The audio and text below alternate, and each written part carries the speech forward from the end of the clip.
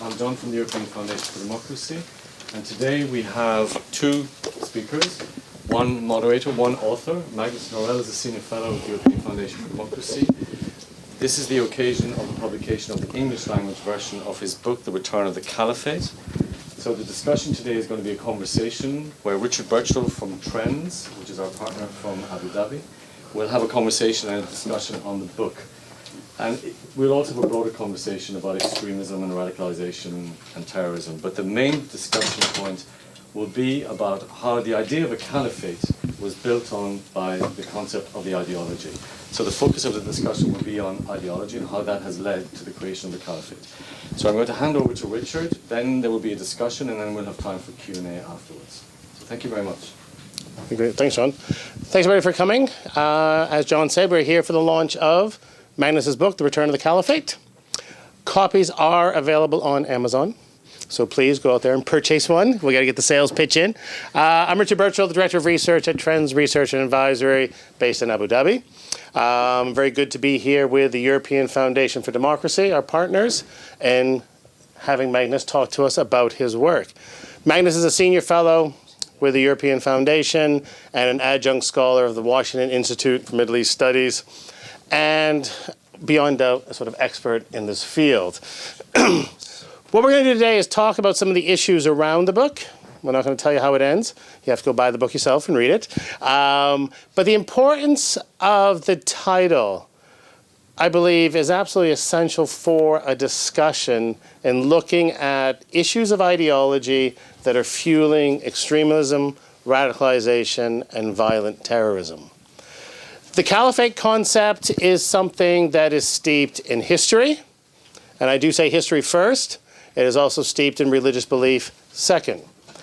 And that's what we need to be talking about and discussing, is how the caliphate is understood in reality, but also in the mindset.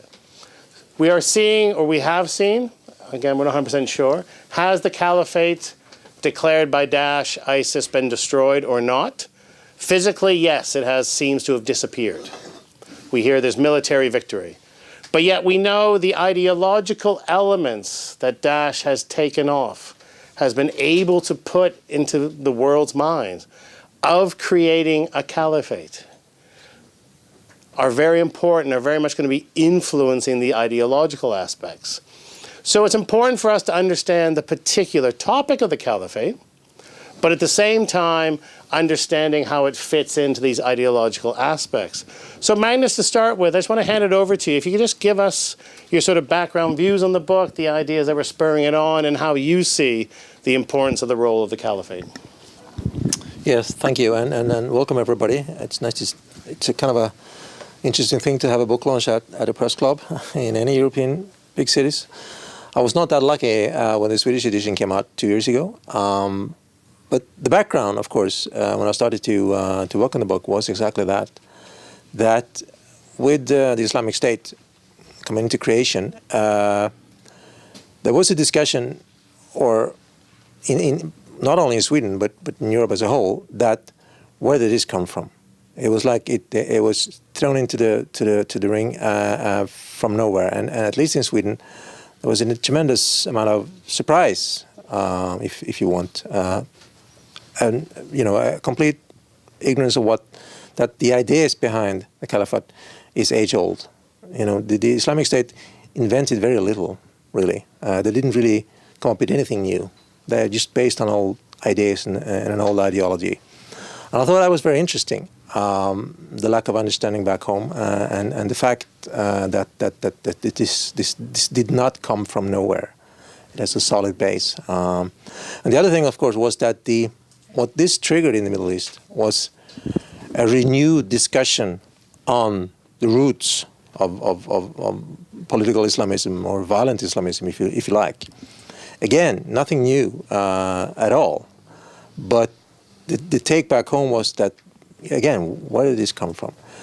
And as I've been doing for the past 30 years, living, traveling, and working in the Middle East, I'm familiar with that discussion. That constant discussion of how can we avoid this stuff to happen? What needs to be done internally to to work again, to push back against militant, violent Islamism. So that discussion was not new, but those voices are very seldom heard back home in Europe, I think, at least not to the extent that they should be.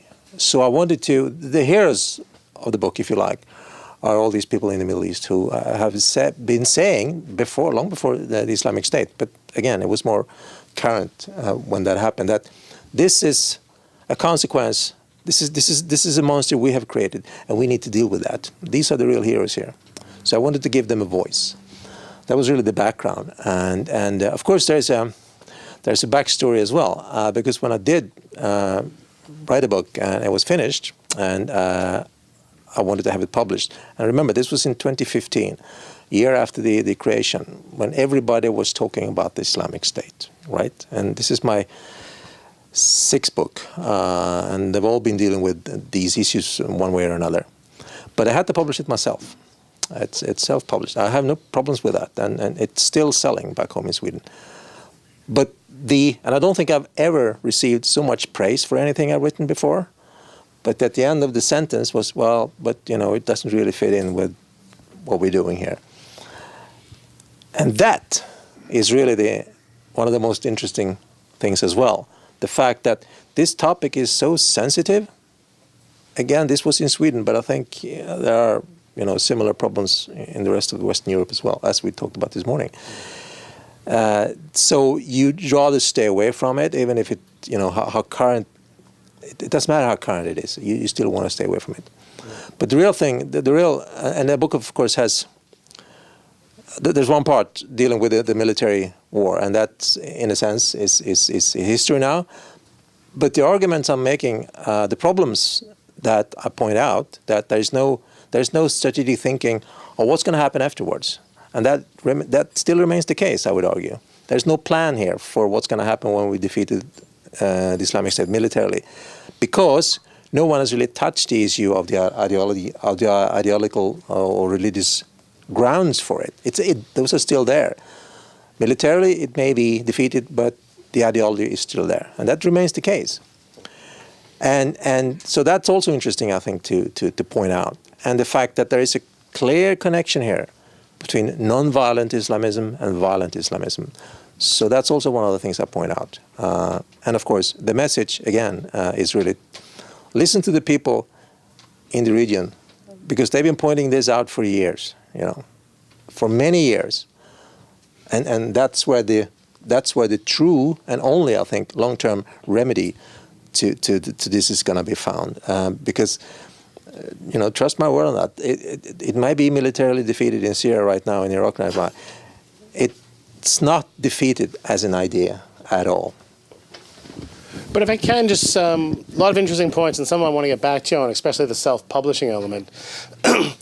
But before we do that, you just finished on the idea part of it. Could you give us your view, and I know many people in this room will have their own views on it as well, which would be interesting to hear.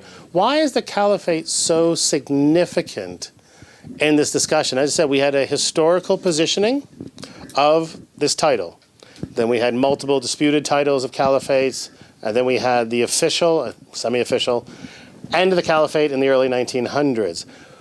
But when we look at other global movements, we have an ideology as key to it, but here we have an ideology, but we also have a reference point in history, a real thing to point to.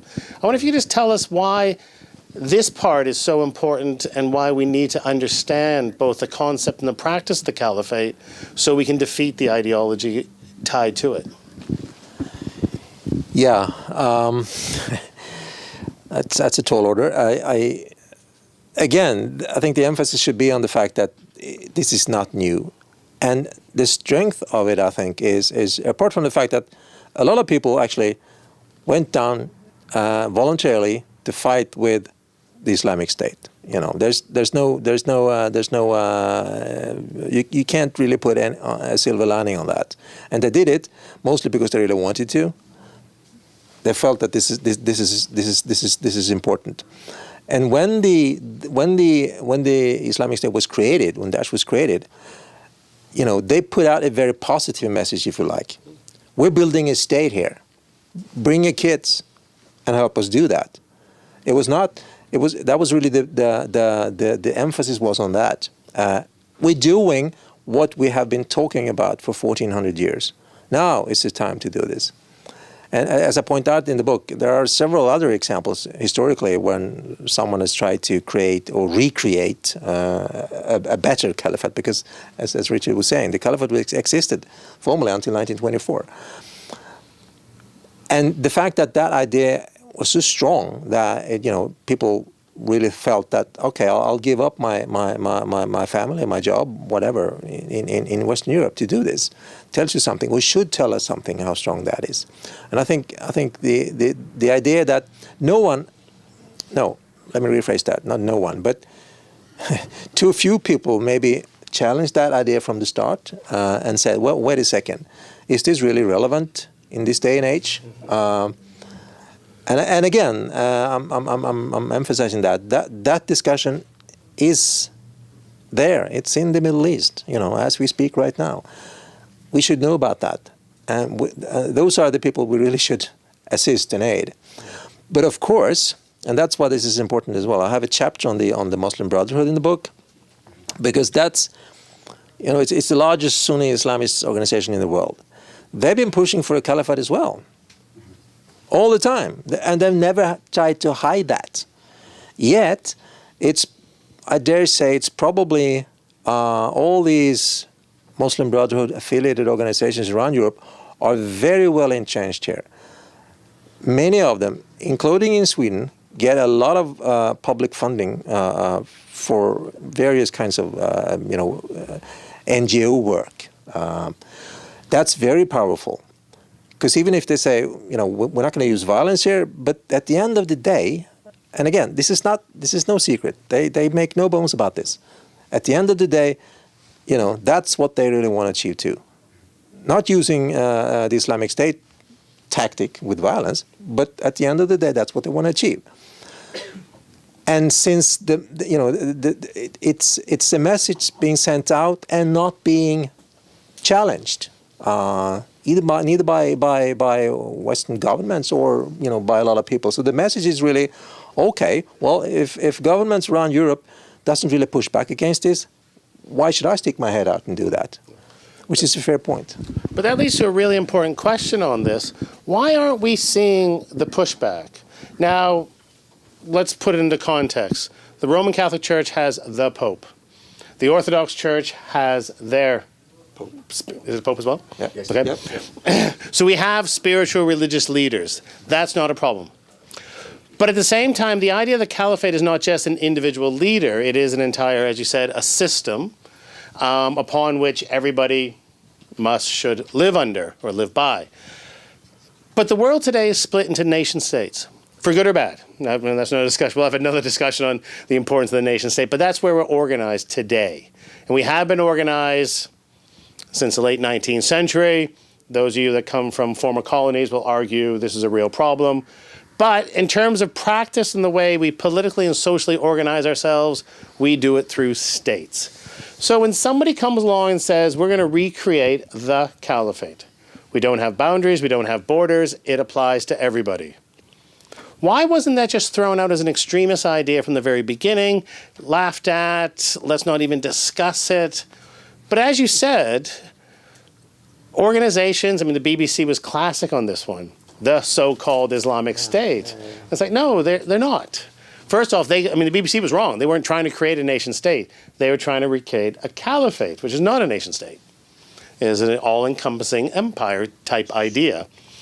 So in your research, in your discussions both in the Middle East and here in Europe, why aren't people just sort of dismissing this, saying, no, let's not even have the conversation because this idea is on the extreme edge? Well, let me answer that by giving you a very personal, telling you a personal story. And this was in Beirut. How many years ago? It's a long time ago. 15 years ago, maybe something like that. Just shortly after 9/11, and I was in Beirut, and I was talking with some religious leaders in Lebanon. At not a conference, but discussion like this. And the idea of the caliphate came up, not by me, but one of my Lebanese colleagues, who's actually said this and put that question to these people, not by telling them to laugh it off, but he said, and he asked, how strong is this idea with you guys? What do you make of this? Can it really work? Aren't we sort of beyond that? He was actually using those words. We have nation states. It's for good or bad, but we have them. Why aren't you? And he was directing himself to these people. Why aren't you pushing back against this idea? And the reply was that, it was a bit, they got very uncomfortable. But, and he pushed and he cajoled and he tried and get a reply. But and at the end of the discussion, they said, well, it's very difficult for us to challenge something that is ingrained in the history and in the religious tradition of Islam. Even if we don't perhaps, and I didn't really say yes or no to that, if they liked it or not, but even if we did, it's very hard for us to argue against it because it's so ingrained in what we believe. And, you never know what's going to come out of this, and maybe it will work or not, we don't really know, etc., etc., etc. And it comes to mind now when you're asking me this question, because you're right, of course. It's not, and that's another thing I point out in the book. It hasn't been working at all. You can argue that the Ottoman Empire, which actually they had a caliph for a very long time, was in some ways functioning, but not because it was a caliphate at all, but because you had political structures and setups making it work. I would argue that it had very little with the original idea of the caliphate. It was an empire, an Ottoman Empire and nothing else, and then they dressed it up. So, and I think that I don't know if that really answered it, but I think it gives you an idea of how difficult it is to challenge something that it's been there all along, and especially in a tradition that says that you really shouldn't question or challenge basic principles here, even if you don't like it. At least you should be very, very careful. So I think that may be part of the answer. Yeah, but I mean, you can understand in some settings that challenge, but I was also curious about the Europeans not challenging, but we can come back to that in a moment. Yeah. But you raise a really good point. Yes, there was the formal position of the Caliphate up until 1924, but the most important point was that this was in many respects, a figurehead. And this was not a new occurrence. If we go back over 1,000 years, we will quickly find that the empires, that the caliphates, they were administrative state-based structures that did a range of things. They were controlled by civil servants. They engaged in trade. They engaged in battles. They engaged in political alliances. It wasn't a pure religious-based system. But you made the most important point that groups like the Muslim Brotherhood and others keep putting this pure idea of a caliphate that from the historical research I've been doing, I've yet to find it in terms of an organized, state-like, structured system upon which all relationships were ruled only by a religious interpretation. Now, I know that could be challenged in many respects, but I've yet to find clear evidence on it. Certainly a discussion we can have in different ways. But the historical record doesn't live up to the ideal that we continually believe in.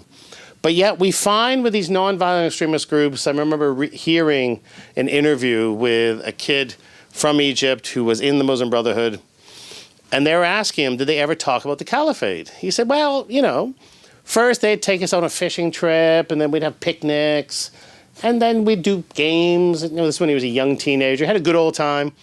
And then they would start sitting us down, and the first thing out of their mouth was the need for the Caliphate. And then they would tie right into their religious beliefs. We've heard a lot of this, that your prayers are not good enough unless you live under a pure Caliphate system. Now, that's really, I find that very disgusting that people will put that sort of guilt upon other people. It's just really disturbing. But that's the manipulation of the idea of the Caliphate, that it's a perfect system. Mm-hmm. So again, as researchers, as social scientists, we don't have any clear unequivocal evidence that this pure system existed for a long period of time, so that upon which we now must live.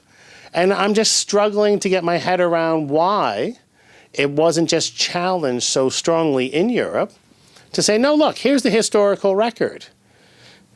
It hasn't existed. It's an idea, an only idea, but the idea itself is an extremist idea, and we need to defeat it. Yeah, it's when it comes to the European response to this, I agree, and I think the lack of pushback, the lack of sort of response here has more to do with the. It was not by design; it's by default, in a sense. You know, when these organizations started to organize themselves in Europe, you can go back to the 1950s really, but in Northern Europe in the 1970s and the 1980s, no one really, I would argue, sort of dared to challenge that, because it was phrased in a way that we are, the pure representatives of all Muslims all over the place, and you can't come here and tell us, how to deal with this or not. And of course, at least for Sweden and maybe Scandinavia as a whole, but I think we're a bit worse than Norwegians and the Danes here. The default position of a Swedish, okay, well, if we have a disagreement, well, let's sit down and hammer out a compromise here. We don't normally push back as a first response, even if we should. And in this case, I think we should have done that. So that, I think, explains one of the European lack of response here. And of course, these people knew what they were doing all the time. They had a strategic thinking that we didn't have. So, you wake up one day and it's already, it's too late in a sense. But if you go back to the fact that what they're arguing for is a pure state, we're going to build a pure. That's what the Islamic State people said as well. This is the real deal. Now is the time. We're finished talking. We're going to do this stuff now. That is in a sense human, I think, because you had the same thing and the same argument against communism in Soviet Union. Oh no! It's not real communism. It's not real socialism. You wait and see. We're gonna but this is not the real thing. To give you an even more extreme example, Pol Pot in Cambodia. We're gonna rebuild something from the start. We started year zero. Because now is the time to do it right from the start. So it's the same kind of processes here. And when it comes to there was never a caliphate. If you look at the history, there was never a unified Muslim caliphate at all. Not even during the Ottoman time. They had an empire, fine, but it was not. It didn't, for instance, didn't cover Morocco, and it didn't cover a lot of other Muslim states or nations. So it was never there. It's been an idea, a dream all the time. It's never really been tried in that sense. And every time it comes up, and I'm sure it's going to come up again. This is the Islamic State is not the first, it's not the last example.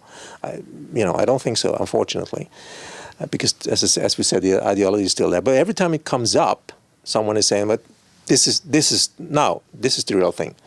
This time around, we're going to do it correctly, and we're going to do it right." And so I think those two tenets here are important to understand, and of course it's a good thing, because then it can be reborn again and again and again and again, because you're never going to reach that stage where it's perfect, because humans are not perfect. That's not really rocket science, is it? And it's fascinating that you still can use that argument, because this time around, and you can keep doing that forever and ever and ever until, as you say, it's been discarded as a really stupid idea.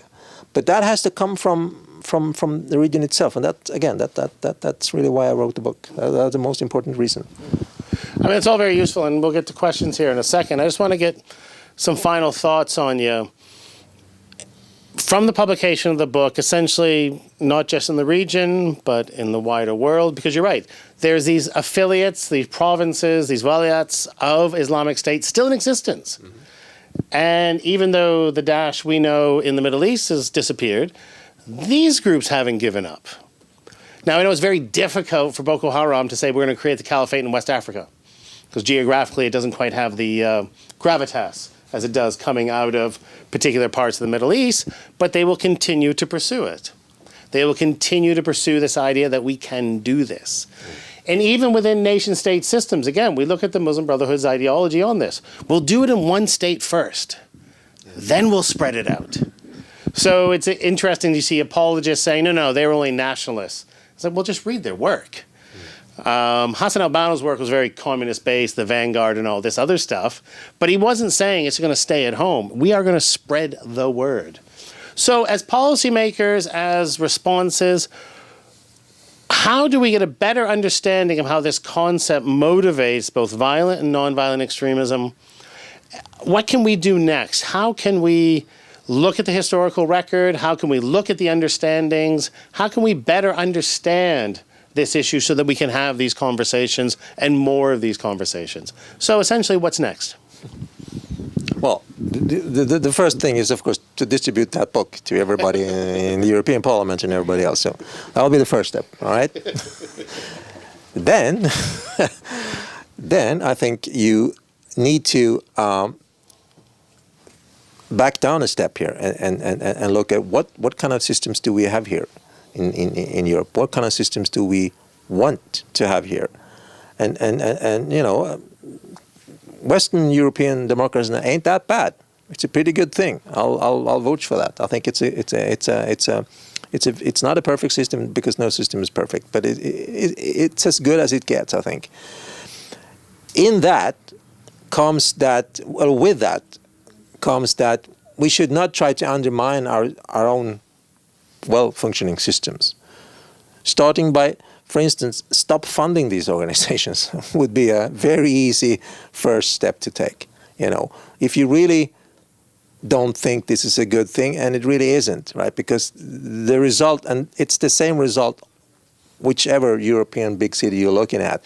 It's segregated, it's polarized, it's contrary to the integration that we say we want to have, because we've sort of lost the idea of the fact that the least common, or the most important building block in the nation is the individual, not the collective, the individual. But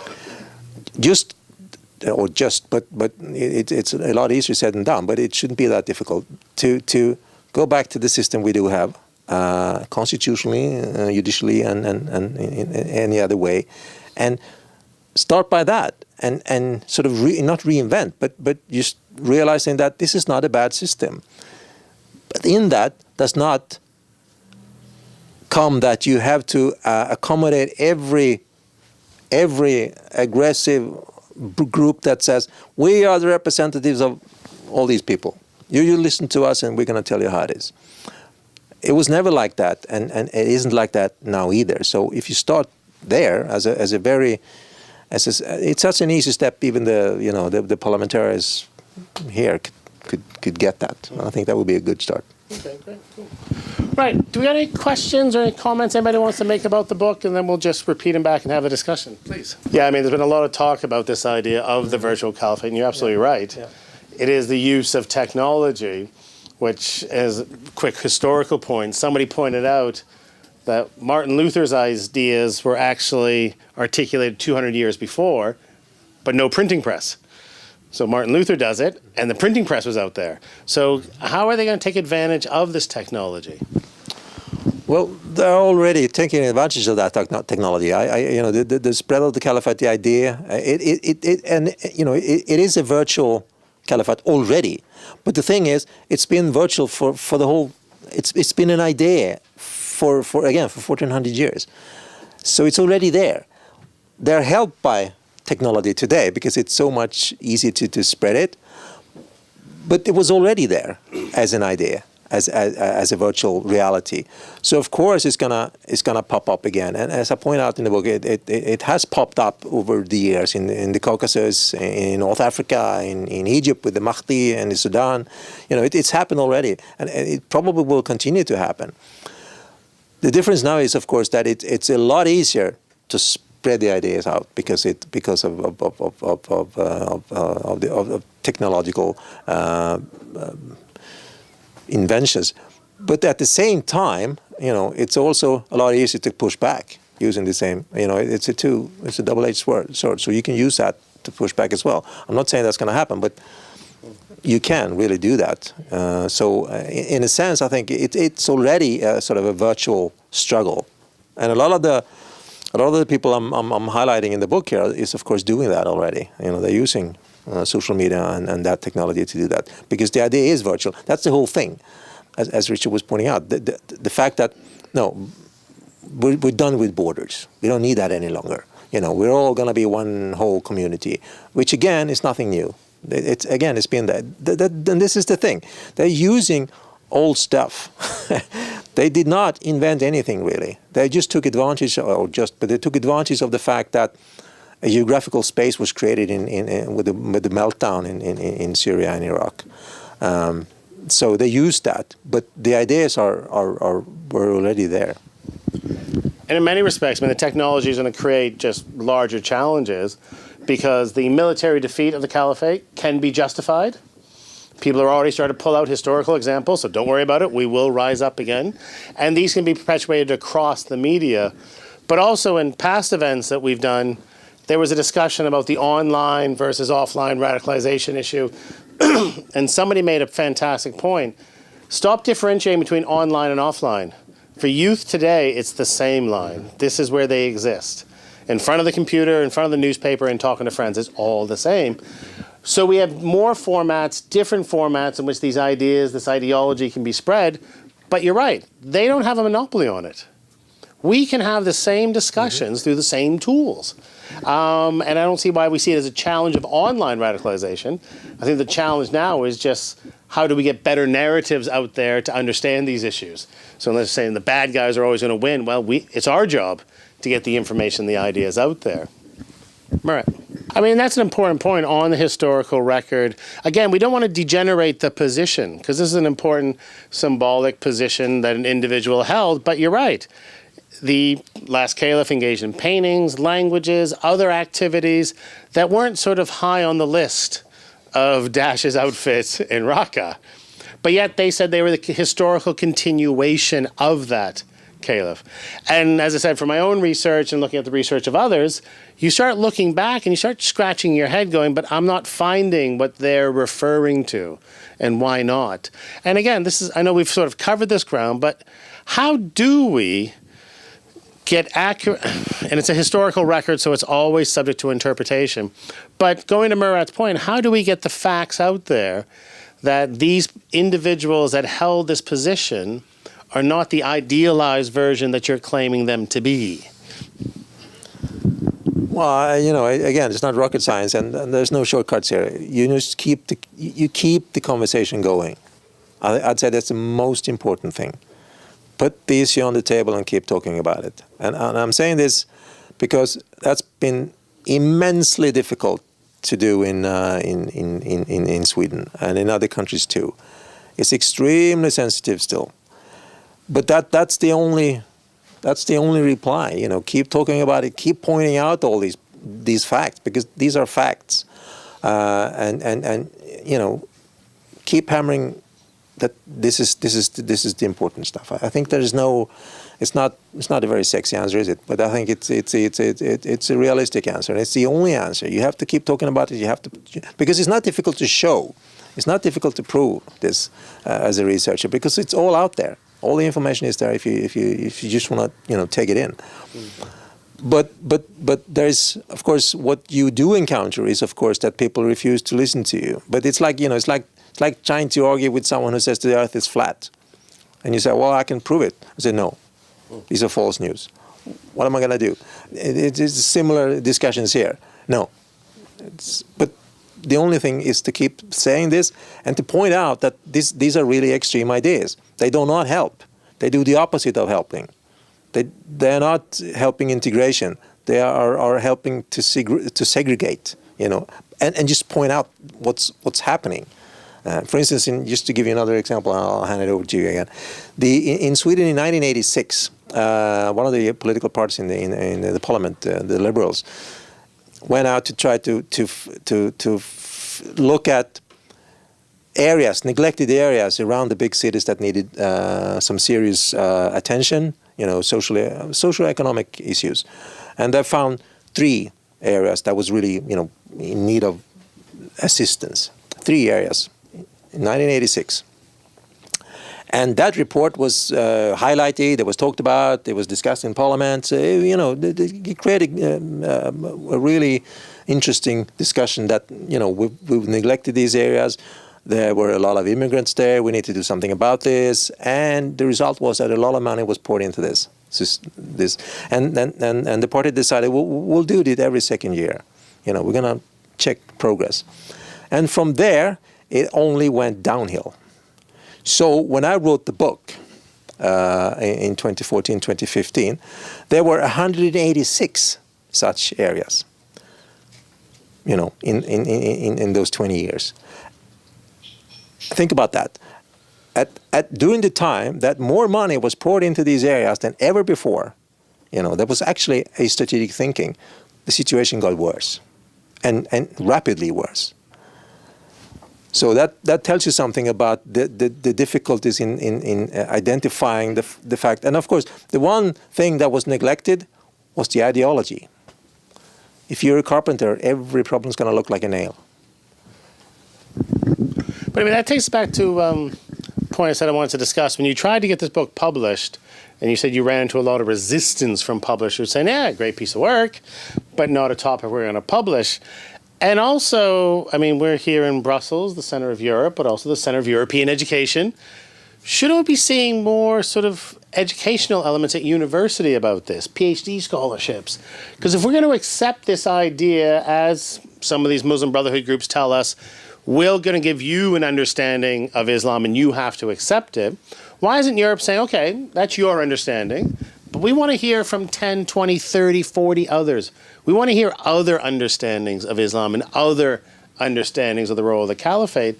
Isn't the impetus upon Europeans to stimulate further thought, further discussion? Because we're faced with a situation where essentially the key demand of these groups, from Islamic State to Al-Qaeda to the Muslim Brotherhood, we want to rid society of all non-Islamic influences. That's the only society we can have. So we need to rid society of it. Either we'll do it really slowly or we'll do it really quickly, one or the other. But the ideology remains the same. So shouldn't Europeans be spending a lot more time looking at the history of the Caliphate, of these sort of state-based empire-type systems, to see what was happening with the details? What were they painting? What music were they listening to? What events were they going to? Who were they interacting with? How were these interactions regulated? And for me, in my background in international law, that's what I'm always saying. When we had interactions, even in the 19th century and the 16th century, with other parts of the world, I can't find a single diplomatic demand from an Islamic leader. I know there were some in the past before that, but in more recent times, saying you must do things by our terms only. No, there's a diplomatic discussion. We'll put some of our things in it, you put some of your things in it, and we come to an agreement.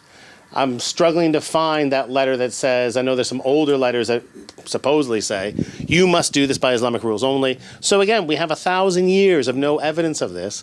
So what should we be doing here as researchers to get this information out there, to say, as you said, to show it is an extreme view, so we can get more books like yours published? Well, I truly wish I had an answer to that, but I don't. I really don't. Education is important, but some of the worst resistance to deal with these issues actually comes from academia. It can be very hard, and that again, Sweden is an excellent example. When my daughter wants to go to university, unless it's technical and medical stuff, I'm gonna send her somewhere else than Sweden, because if it's social sciences, go west, young woman, whatever, because it's not working well. It's not working well, and the educational side of it is so important. But this has been going on for decades, and you've created a situation where it's even difficult to discuss these issues at universities. It's sensitive even there. And of course, that's another discussion, but that goes hand in hand in the kind of sort of this multicultural identity politics we've created in Western Europe as well, which again is undermining what we say we want to do. So I don't really have an answer to that, but you're correct in the importance of pushing for education here. But then you need to lift yourself up by the bootstraps and say, hey, because this is stuff that we've done. You know, I'm old enough to remember, you know, the late 60s and early 70s, and you think, wait a second, didn't we deal with this? You know, like 30 years ago? What is this? And you know, no, well, we did, but it comes up again. So I think it needs a revolution or a serious kind of reform thinking and going back to the future. I mean, we know this stuff already, so you know we shouldn't. It's not that hard, really. It's a question of spine. Yes, please. No, but I mean, there is the point there that we have to admit to a degree, going back to the nation state point, some of the nation states have failed. They are states that are in trouble. So alternatives all of a sudden come about. And we've heard this before. Either we're going to have a chauvinistic nation state that's going to be oppressive, or we're going to have this radical Islamist state system thing that's going to be oppressive. And that's what I sort of hate to hear, these either-or choices. The either-or choices are very difficult to deal with. And so, yeah, we just got to sort of move on because both are on the extremist edges, and that's problematic in their own right. John, did you have a question? Yes. I mean, that's a good point, just I'll reiterate for the camera. The recent report in Brussels on the earlier attacks draws a direct link between the Muslim Brotherhood organizations and the extremist ideology and the violence that occurred. We've also seen reports in Sweden on the role. Yeah. We've seen reports in Austria. We've seen reports in the United Kingdom about the Muslim Brotherhood organization. Now, we have to admit that the reports do not say purely they're always violent and they meet the criteria for terrorism. That needs to be worked on. But what the reports do make clear is that this is an issue that needs to be looked at. So you were part of one of the reports. Yeah. What else, if we can start, as John asked, are we going to see a stimulus for other European governments to start looking at this more closely? Yeah, I certainly hope so. I mean, this is an excellent example of where you start. You know, every long journey starts with a small step, and this is one of them. So if more countries can do stuff like that, that would be great. But it takes that the Belgians, perhaps if they can translate it into English as well, not only Dutch and French or German, whatever.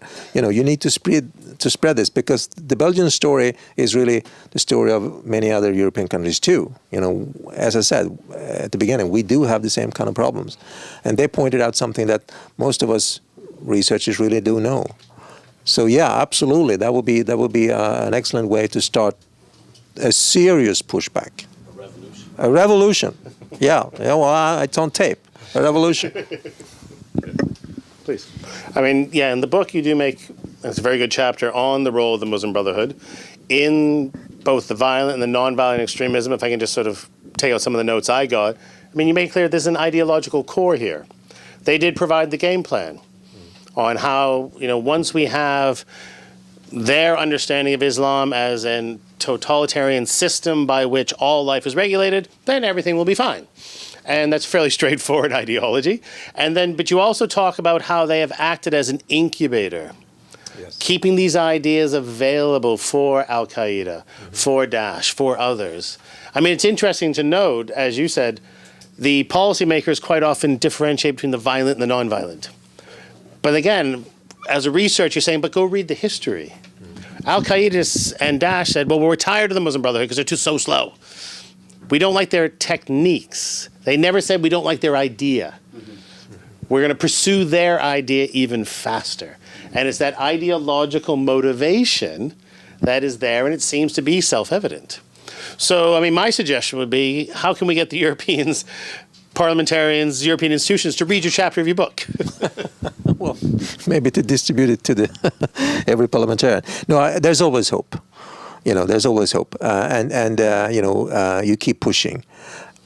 The challenge here, as we're in Brussels and Belgium, is of course that these organizations are so well entrenched here. They have become the gatekeepers to the Muslim communities, even though you'd think it's pretty obvious that doesn't compute with reality. Definitely not back home, and probably not here either. So that's where the challenge is, to question and to force the parliamentarians to see this and to realize that there is a connection here. And again, the only way really to do that is to keep pushing, to keep saying this, and to keep pointing this out. Because again, it's not, they say it themselves, as Rich says. It's there. It's as long as you want to see. The problem is, of course, that if you don't want to see, you're not going to see. And it doesn't matter how many books I write and how many lectures I give, that they will refuse it anyway. But that, I think, is the only way to keep pushing that, and to use the people willing to listen, and to have them again go back to their colleagues in Parliament in this case, and say it again and again and again and again. You have to keep pushing, and you have to keep pressuring where you can get in, and keep doing this stuff, because it's really very clear that this connection, and again, as I point out, they kept the ideas alive, and of course they gain a big advantage by saying, but we're not like the Islamic states. We're peaceful. We don't want that kind of violence. That's a powerful argument when people are getting shot in the streets or run over by a car. Someone say, well, let us take care of this. We're not like them. We're different. We're the real. So you want to hear that. You want to keep your population safe. Not realizing, or maybe no. It takes an intellectual effort not to see this. That's what I would argue. It really does. I mean, it's mind-boggling. My horse could tell you. It's just, it's immense. It's strange. It's mind-boggling. But so yeah, I think it's a case of, I don't want to touch this because it's so sensitive. I'm gonna get accused of being everything under the sun, and then some stuff like oh, this is an excellent book, but we're not gonna publish it. That's strange to hear that, and when you heard it for the 12th time, you think, what is going on here? I'm writing a very good book, and people are saying that we're not going to touch it. But it tells you something about the climate here, which is worrying. But I think again, I repeat myself: keep pushing, keep saying this, keep using the context we do have, because there's a lot of people out there understanding this. But you need someone to be. To be the pathfinder, if you like. That's why we'll try to order 700 and they will distribute. Yeah, I'll bless you. Very great. Any final questions? Okay. Right, I want to thank everybody for coming today, and I want to very much thank Magnus for engaging in this discussion, and to the European Foundation for Democracy for hosting the event, and the Press Club. As I said, copies are available. Everybody get out and read it. Let's keep spreading the word, and we'll get someplace. Thank you very much, Magnus. Thank you.